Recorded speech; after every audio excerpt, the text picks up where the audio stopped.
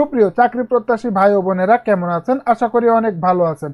সম্প্রতি Jessore civil surgeon কার্যালয়ে বিশাল একটি নিয়োগ বিজ্ঞপ্তি প্রকাশিত হয়েছে। হ্যালো ভিউয়ার্স, এখানে আপনারা শুধুমাত্র এইচএসসি পাস থাকলেই কিন্তু আবেদনের সুযোগ পেয়ে যাচ্ছেন। আজকের নিয়োগ বিজ্ঞপ্তি সম্পর্কে এ টু জেড সকল বিষয় সুন্দরভাবে এই ভিডিওতে উপস্থাপন করা হবে, তাই ভিডিওটি স্কিপ না করে পুরো ভিডিও দেখার অনুরোধ রইল। এবং চলমান অনেক নিয়োগ বিজ্ঞপ্তি আমার চ্যানেলে দেওয়া আছে, যদি আপনাদের প্রয়োজন হয় তাহলে অবশ্যই আমার চ্যানেলে গিয়ে সে সকল ভিডিওগুলো দেখে আসতে পারেন। হ্যালো ভিউয়ার্স, ভিডিওটি যদি আপনাদের কাছে হেল্পফুল মনে হয় তাহলে অবশ্যই আমার এই চ্যানেলটি সাবস্ক্রাইব করে পাশে থাকা বেল আইকনটি প্রেস করে দেবেন, যাতে করে এমন নতুন নতুন চাকরির ভিডিওর নোটিফিকেশন সবার আগে আপনার ফোনে পৌঁছে যায়। আর যারা অলরেডি আমার এই চ্যানেলটিকে সাবস্ক্রাইব করে রেখেছেন তাদেরকে আমার পক্ষ থেকে অনেক অনেক ধন্যবাদ। চলুন আর দেরি না করে মূল ভিডিওটি শুরু করা যাক।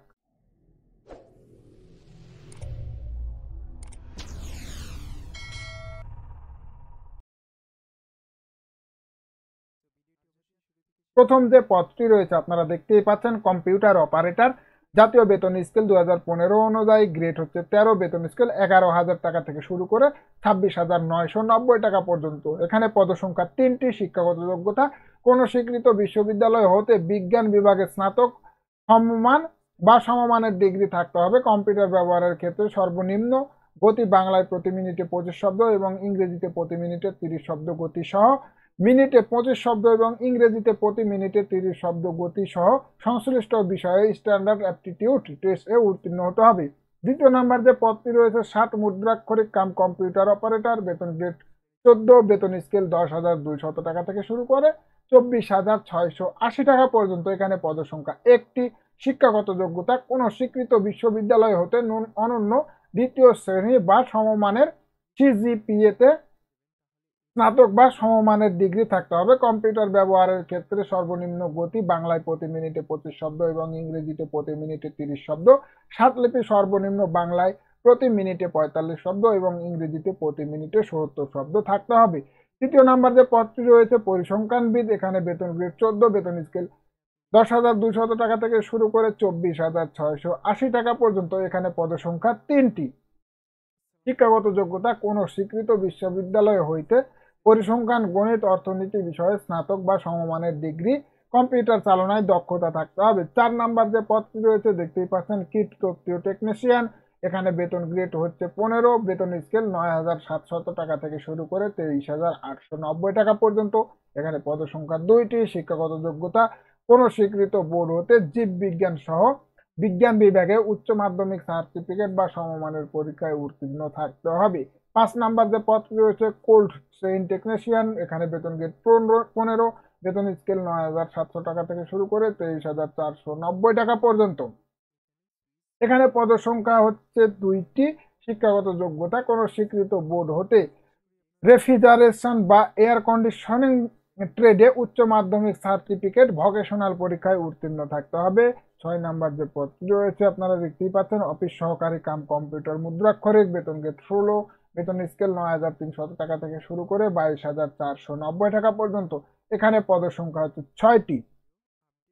শিক্ষাগত যোগ্যতা কোন স্বীকৃত বোর্ড হতে অনন্য দ্বিতীয় শ্রেণী বা সমমানের সিজিপিএতে উচ্চ মাধ্যমিক সার্টিফিকেট বা সমমানের পরীক্ষায় উত্তীর্ণ থাকতে হবে।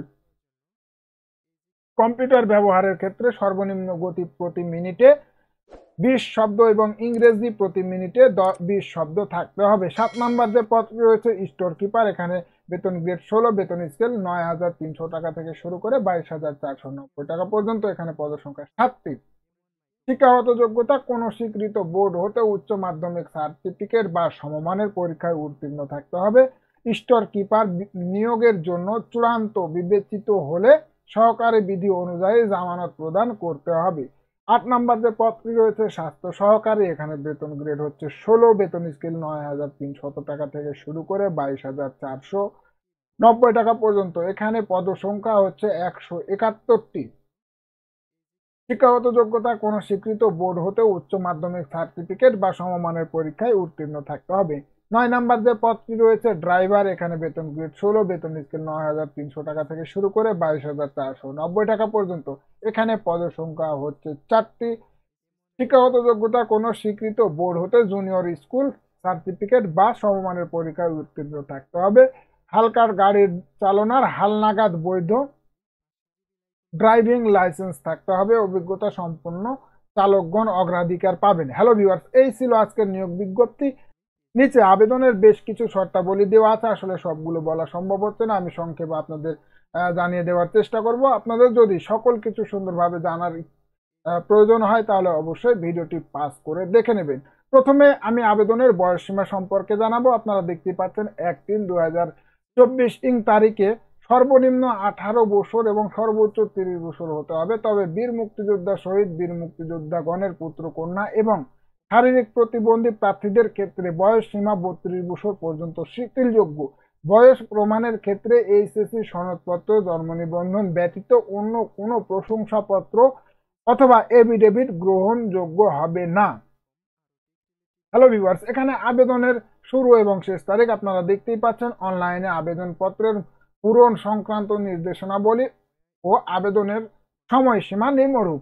আপনারা দেখতেই পাচ্ছেন অনলাইনে আবেদন ফর্ম পূরণ ও পরীক্ষার ফি জমাদান শুরুর তারিখ ও সময় 7/3/2024 খ্রিস্টাব্দ সকাল 10 ঘটিকা হইতে আবেদনপত্র শুরু এবং আবেদন কার্যক্রম চলবে। দেখতে পাচ্ছেন অনলাইনে আবেদন ফর্ম জমাদানের শেষ তারিখ ও সময় 28/3/2024 খ্রিস্টাব্দ বিকাল 5 ঘটিকা পর্যন্ত। সুতরাং আপনারা 28শে মার্চ পর্যন্ত কিন্তু আবেদন করতে পারবেন।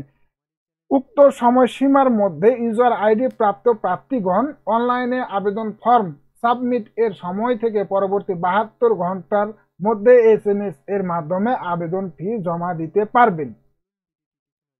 হ্যালো ভিউয়ার্স, এখানে দেখতেই পাচ্ছেন আগ্রহী প্রার্থীগণ এই যে ওয়েবসাইট অ্যাড্রেসটি দেওয়া আছে, এই ওয়েবসাইটে প্রবেশ করে অনলাইনে প্রকাশিত নির্দেশনা মোতাবেক ফর্ম পূরণ করতে হবে। অন্য কোনোভাবে দাখিলকৃত ও প্রেরিত আবেদনপত্র সরাসরি বাতিল বলে গণ্য হবে। আবেদনপত্র লিখিত, মৌখিক ও প্রযোজ্য ক্ষেত্রে ব্যবহারিক পরীক্ষায় প্রার্থীর স্বাক্ষর অভিন্ন হতে হবে। হ্যালো ভিউয়ার্স, এখানে শুধুমাত্র আপনাদের অনলাইনে আবেদন গ্রহণ করা হবে, অনলাইন ব্যতীত অন্য কোনো প্রকার আবেদনপত্র গ্রহণ করা হবে না। আবেদনের সময় আপনারা যে সিগনেচারটি দিবেন ব্যবহারিক পরীক্ষার সময়, সেই সিগনেচারটি কিন্তু সম্পূর্ণ ম্যাচিং করতে হবে। ম্যাচিং যদি না করে তাহলে আপনার আবেদনের যে আপনার প্রার্থীতা বাতিল বলে গণ্য করা হবে। আপনারা দেখতেই পাচ্ছেন প্রার্থীগণকে জন্মসূত্রে অবশ্যই বাংলাদেশের নাগরিক হতে হবে। হ্যালো ভিউয়ার্স, এখানে দেখতেই পাচ্ছেন 16/10/2018 তারিখে দৈনিক সমাজের কথা পত্রিকায় প্রকাশিত নিয়োগ বিজ্ঞপ্তির আলোকে যে সকল প্রার্থী উল্লেখিত পদসমূহে ইতিপূর্বে অনলাইনে আবেদন করেছেন তাদের পুনরায় নতুন করে আবেদন করার প্রয়োজন নেই। হ্যালো ভিউয়ার্স, আজকের ভিডিওটি এই পর্যন্তই। ভিডিওটি যদি আপনাদের কাছে হেল্পফুল মনে হয় তাহলে অবশ্যই আমার চ্যানেলটি সাবস্ক্রাইব করে পাশে থাকা বেল আইকনটি প্রেস করে দেবেন। বরাবরের মতো আমি আপনাদের শারীরিক এবং মানসিক সুস্থতা কামনা করে আজকের ভিডিওটি শেষ করছি। দেখা হবে পরবর্তী কোনো ভিডিওতে। ধন্যবাদ সবাইকে।